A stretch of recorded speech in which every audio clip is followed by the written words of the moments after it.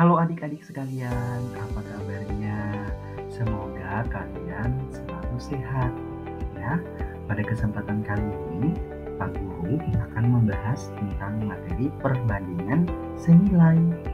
Nah, kalau sebelumnya kita sudah mengetahui bahwa menentukan perbandingan itu yang kita tahu dulu adalah mencari rasio. Nah, sekarang kita harus tahu dulu contoh-contoh perbandingan senilai itu seperti apa. Yuk simak penjelasan berikut ini ya. Oke adik-adik, kita masuk pada kasus yang pertama dalam contoh perbandingan senilai yang kita alami dalam kehidupan sehari-hari. Nah, contoh kecilnya, kalian tahu kan ini buah apa? Ya, tepat. Ini buah pinang. Betul sekali. Buah pinang ini kalau kita lihat di pasar, kalau dijual oleh mama-mama Papua, ya, dalam satu tumpuk itu bisa seharga 10.000 atau 5.000. Nah, yang Pak Guru buat ini itu adalah semisal pinang ini adalah satu tumpuk seharga 15.000. Nah, beda lagi kalau misalnya semakin banyak pinang yang kita beli. Nah, misalnya kita beli itu adalah 1 sampai 2 tumpuk. Nah, kalau satu tumpuk saja uang 5.000 ada 3 ya, semakin banyak uang yang dibayar. Uang 5.000 ada 3, itu kan berarti 15.000 ya. Nah, berarti itu adalah merupakan contoh perbandingan senilai. Ketika barang yang kita mau beli itu semakin banyak kebutuhannya, maka akan semakin banyak juga uang yang harus kita bayarkan. Tepat sekali. Seperti itu ya salah satu contoh perbandingan senilai dalam kehidupan sehari-hari.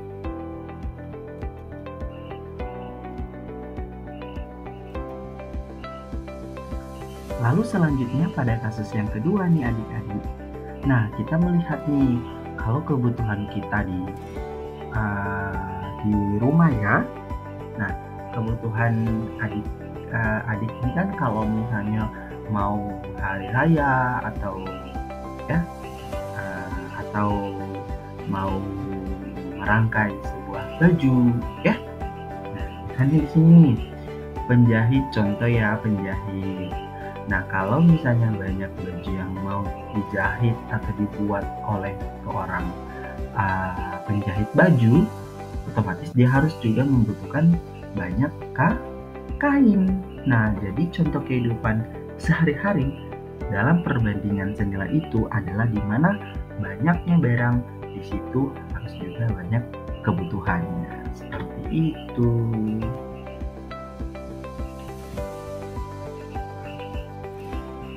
Nah, lalu berikutnya adik-adik, kasus yang ketiga. Untuk kasus yang ketiga, ini tentu kita pernah mengalaminya. Contoh misalnya, adik-adik itu sedang berjalan bersama kendaraannya, misalnya nih dengan mobil atau motor, ya. Adik-adik itu tentunya menggunakan kendaraan itu kalau diarahkan dengan menggunakan apa? bensin, harus dibutuhkan juga bensin. Nah, kalau misalnya adik-adik semua berjalan dengan jarak yang sangat jauh, tentu kita membutuhkan bensin yang sangat banyak. Seperti itu adik-adik.